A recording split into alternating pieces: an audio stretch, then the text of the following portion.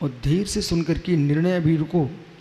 एक जो वो वचन बोल रहे हैं वो अपने ज्ञान से, अपने क्षोभसम से बोल रहे हैं, तो उनका क्षोभसम कहाँ तक जा रहा है उस समय, तत्काल उनकी दृष्टि कहाँ जा रही है।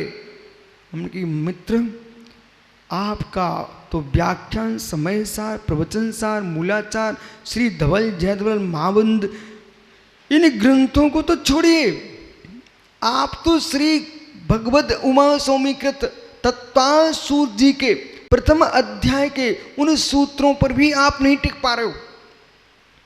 बहुत विवेक के साथ निर्णय कर अपन को मत ज्ञान श्रुति ज्ञान का जो निबंधन है सर्वद्रव्यसु, इसकी हमने टीकाएं पढ़ी, राय वार्तिक, सर्वार्थ सिद्धि, श्लोक वार्तिक, इन तीनों टीकाओं में उधर भास्कर नंदी तात्पर्यवृत्ति, सुरत सागर सूरी तात्पर्यवृत्ति। अब एक ज्ञानी निर्गन सागर हमसे पूछ रहे थे, सुब्रत सागर ही, कि वो गुरुजी कौन कौन ग्रंथ पढ़े उसकी लिस्ट दे दो मुझे। ज्ञानी तत्वाल सूत्र जी के जितने टीका ग्रंथ हैं सर्वप्रथम ज्ञाताओं को वो पढ़ना चाहिए। अब उन्होंने क्या कहा कि संपूर्ण द्रव्यों की असर पर्यायसु। अब संपूर्ण द्रव्यों में मूर्तिक द्रव्य भी होंगे और अमूर्तिक द्रव्य भी होंगे, बराबर। इसलिए मध्य श्रुति ज्ञान, अब ऐसा कभी मत कह देना कि आत्मा को विषय नहीं बना पाएंगे। मध्य श्रुति ज्ञान आत्मा को विषय बनाएंगे, बद्ध आत्मा को भी विषय बनाएंगे, अवध्य आत्मा को भी विषय बनाएंगे। सिद्ध परमात्मा आपको औक्ष्मिक, सूक्ष्मिक, औदिक इन भावों से शून्य दिखेंगे। उनके पास शुद्ध पारणामिक और क्षयिक भाव है, बराबर। भव्यत्व भाव का भी अभाव है। बेसिद्ध परमात्मा आज सुबह के प्रवचन पे भी ध्यान दीजिए जरा। आज अरंत हमने कहा इन सबसे कि मित्र केवल ज्ञान, एक अंदर का विषय, केवल ज्ञान जो है ना, वो ज्ञान भी आप सोचो जगत के द्रवगुण पर्यायों को जानने के लिए उत्पन्न होता है, ऐसा एकांतिक नहीं है। उनके जानने के लिए तो होते ही नहीं है, वे तो जानते हैं, झलकते हैं, बराबर, लेकिन न्याय की भाषा में जानते हैं, ऐसा बोलना। अब जो केवली भगवान है, आपको मालूम 10 प्रकार के सम्यक दर्शनों में कोई ऐसा सम्यक है जो केवल ज्ञान पर होता है।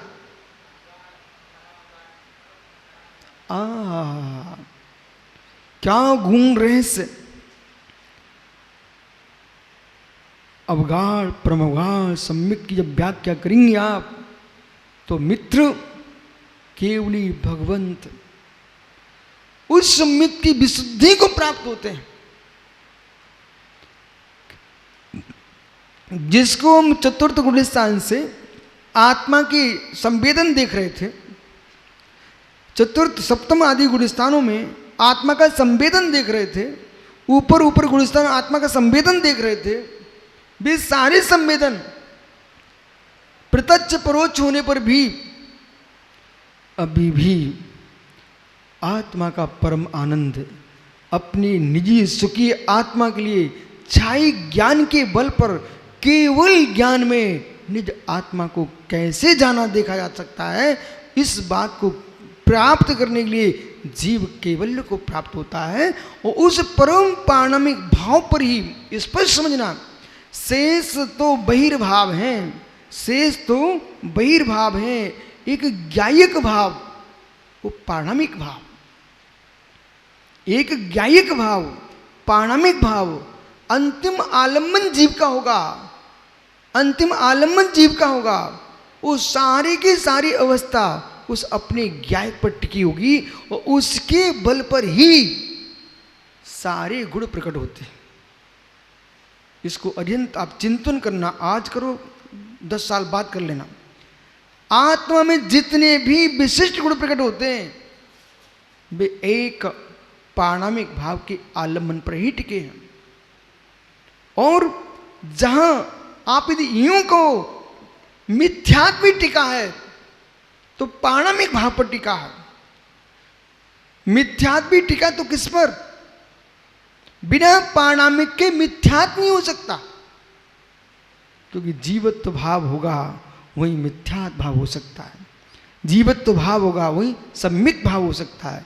इसलिए और जो कर्म की प्रकृतियां हैं 148 ये सारी की सारी टिकी हुई हैं अशुद्ध पारमाणिक के ऊपर टिकी हुई हैं।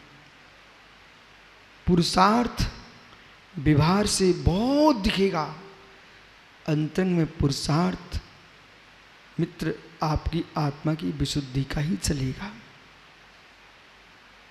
इसलिए भैया सिद्ध भगवान जान रहे देख रहे हैं संपूर्ण ध्रुव गुण परिहारों को, पर उनका अर्थ प्रबंध जो चल रहा है अगुरु गुरु का वो निज उपादान भूत हैं। उनके ज्ञान में जगत झलकते हुए भी स्पर्श नहीं कर रहा किसी पर वस्तु को। बोलो ज्ञानी, किंचित भी स्पर्श नहीं कर रहा। स्पर्श कर गया, स्पर्श कर गया तो भगवान सिद्धों का ज्ञान स्पर्श से हो जाएगा, पुट हो जाएगा, पृष्ठ हो जाएगा, जो कि पृष्ठ नहीं है। फिर यदि आप सभी मुरझाज अरहंत तो श्रावक है, ठीक है, आप तो मुरझाज हो ना। एक बालक ग्रस्त होकर के जिनवाणी पर इतनी मेहनत करने बैठा है मित्र, आपको तो आपका स्वरूप ही जिनवाणी है। अत्यंत में आपसे कहूंगा, भोले से कहूंगा, ब्रह्मचारी गणों से कहूंगा, बेटा जिनवाणी पर मेहनत करो। इन मुरझाजों से मैं यही नहीं कहूंगा कि जिनवाणी पे मेहनत करो, इनसे तो यूं कहूंगा निज गायक पर मेहनत करो, निज गायक पर मेहनत करो। जो गायक के पास स्पर्श नहीं कर पा रहे हैं उन्हें आगम के पास रहना चाहिए, देवसा गुरु के पास रहना चाहिए। और जिनकी योग्यताएं इस बात की आ चुकी हैं, अब जज पंकज भाई ओलम पढ़ने बैठ जाएं तो लोग उपहास करेंगे। इनसे तो ये कहा जाएगा ऊपर का दिन क्या है। जज के पोस्ट पर पहुंचने के उपरांत तुम एक वकील की दृष्टि ले जाओ अपने मस्तिष्क में, नहीं, उच्च जज के बारे में विचार करो। आप तो ऐसे निर्गंत मुरझाज हैं, इनके लिए द्रव्य स्रोत के आलम्बन के साथ बीजाक्षर आगम ग्रंथों के आंदोलन के साथ प्रतिक्षण प्रतिक्षण प्रतिपल उसको लक्ष्य ले जाओ। यानी जहां आगम के अक्षरों का अभाव है, बोल यानी बराबर एक नहीं, जहां पर आगम के अक्षरों का अभाव है। कठिन हो रहा है और कठिन करूं कि सरल करूं, बताओ कठिन करूं?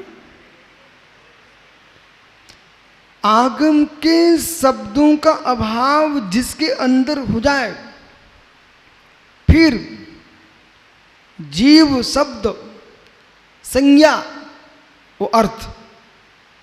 महात्मा प्रीत सागर जी, जीव शब्द जीव संज्ञा शब्द संज्ञा वो अर्थ संज्ञा, जीव संज्ञा शब्द संज्ञा अर्थ संज्ञा, ये 3 संज्ञाएं हैं। अब अरिहंत भैया आप चारों नियोगों का आंदोलन कर लीजिए। जो 3 शब्द में आपने बोले, हमने अभी बोले हैं, ये 3 शब्द का यदि ज्ञान नहीं है, आप पूरे आगम को परिपूर्ण रूप से समझने के बाद भी उस रहस्य को नहीं समझ सकते हो जो समझना चाहिए। सुना कभी? जीव संज्ञा, शब्द संज्ञा, अर्थ संज्ञा, बराबर। जीव संज्ञा, अर्थ संज्ञा, शब्द संज्ञा, ये तीन शब्द समझना चाहिए हर एक साधक के लिए, हर एक ज्ञानी जीव के लिए। जीव संज्ञा, शब्द संज्ञा, अर्थ संज्ञा। तो क्या ये एक ही है?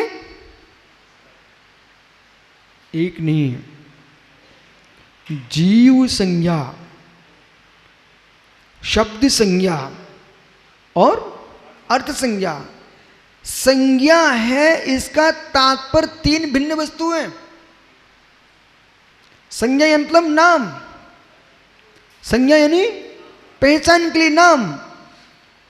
जो शब्द है वो भी एक संज्ञा है, वो भिन्न वस्तु है।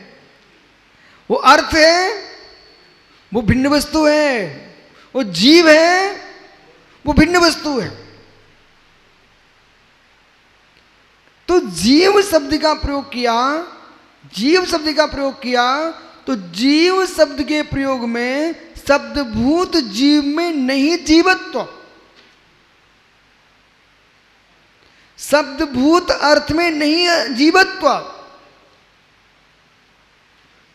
शब्दभूत शब्द में नहीं शब्द। ओह, इसलिए जब हम श्रुत के विकल्पों के पास जाएंगे और 12वें गुलिस्तान तक श्रुत का आलम्बन लेकर के राजवार्तिक जैसे महान ग्रंथों में और श्री समयसार जी में जिन गुण, जिस जीव को श्रेष्ठ समयसार का ज्ञाता बनना हो, उसको एक तरफ राजवार्तिक ग्रंथ विराजमान करना चाहिए और दूसरी तरफ समयसार विराजमान करना चाहिए, फिर तत्वों की गहराई में जाना चाहिए। अब यहां पकड़ना कि जीव शब्द का प्रयोग किया, ठीक, मालूम चला, बोला तूने पूरा जीवन निकाल दिया शब्दभूत जीव में, पूरा जीवन निकाल दिया शब्दभूत अर्थ में, पूरा जीवन निकाल दिया शब्दभूत शब्द में। लेकिन बेटा एक क्षण भी तुम नहीं पा सके अर्थभूत जीवत्व को।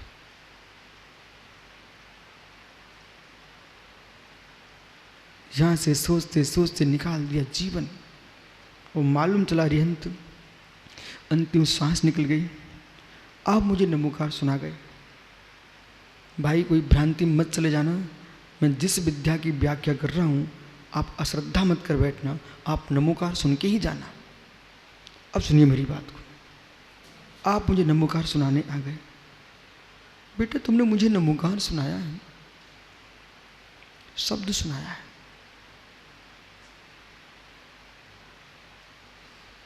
नमोकार नहीं बता सके आप मुझे।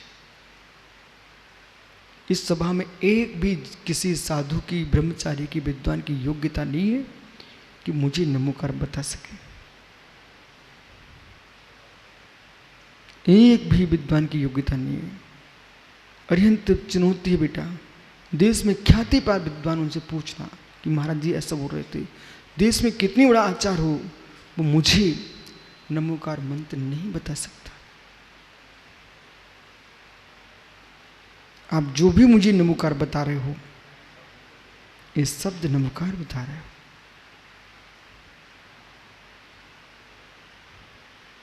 नमोकार को तो मैं ही पहचान पाऊंगा,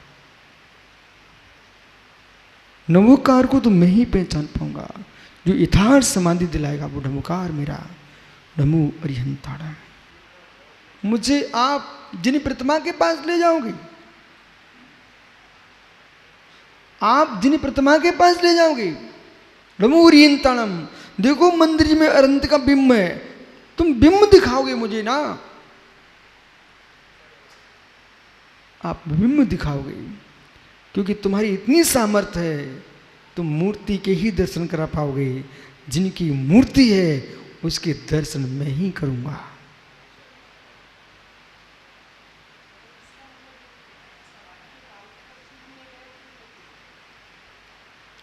अब यदि समाधि के काल में बेटा विश्वास रख, अरिहंत हृदय बोल रहा है, विश्वास रख, मैं देवगति को भी दुर्गति कहना चाह रहा हूं अभी। तो समाधि के काल में हे मित्र, संपूर्ण शुभाचरण करते हुए कदाचित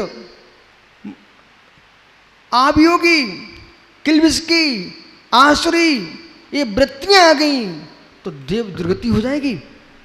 और यदि सुपयोग में गए तो स्वर्ग चले जाओगे, लोक में सदगति कहलाएगी, परंतु सिद्धत्व की दृष्टि से संसार ही मिला है, दुर्गति हो गई। फिर यथार्थ में सदगति, जो शुद्ध गति मिलने वाली है, वो तुमको शुद्ध उपयोग से ही मिल पाएगी। जो जीव अर्हंत का, पंच परमेश्वरी का ध्यान करता है, उसका सुनिश्चित समाधि मन होता है। लेकिन मित्र, समाधि दो प्रकार की है, निश्चय समाधि, विभार समाधि। समाधि दो प्रकार की, ध्यान से सुनना, निश्चय समाधि, विभार समाधि। है मित्र, जो जीव निश्चय समाधि में नहीं उतरने की क्षमता रखता, उस व्यक्ति से कभी मत कह देना कि तुम नमोकार पढ़ोगे तो तुम्हारी समाधि बिगड़ जाएगी। उससे यही कहना, मित्र तुम नमोकार मंत्र पढ़ो, पंच परमेश्वरी का ध्यान करो। जिसने जीवन में कभी आत्मा के बारे में चिंतन नहीं किया, जिसने आगम को समझा नहीं है, उस जीव को तुम मत भ्रमित करो, क्योंकि अंतिम समय में उसको इतनी कठिन भाषा समझ में नहीं आएगी। उससे तो यही कहना तुम नमोकार पढ़ो, और नमोकार भी नहीं पढ़ सके तो ओम का ध्यान करो, यही स्वाध्याय है, उसी समाधि होगी। ठीक बराबर? आप यही सुनना चाह रहे हैं। इसलिए छठवें गुणस्थान तक उसको नमोकार का ध्यान करना पड़ेगा, पंच परमेश्वरी का ध्यान करना पड़ेगा, वो करना ही चाहिए। अब समझिए, साधन का साधन, कारण समय सारभूत पंच परमेश्वरी की आराधना आप कीजिए। अब हमने आपकी सबकी सुन लिए हैं, अब कुछ ऊपर का भी सुनिए। यहां तक हे मुनिराज, हे श्रावक, दुर्ध्यान न हो जाए, दुर्ध्यान न हो जाए, इसलिए आप परमेश्वरी का ध्यान करो। लेकिन अरिहंत ये भी समझा के रखना, आप समझदार हो तो मैं आपको समझा सकता हूं, ना समझो को बिल्कुल नहीं समझा सकते। पंच परमेश्वरी के ध्यान में दुर्ध्यान मत कर बैठना।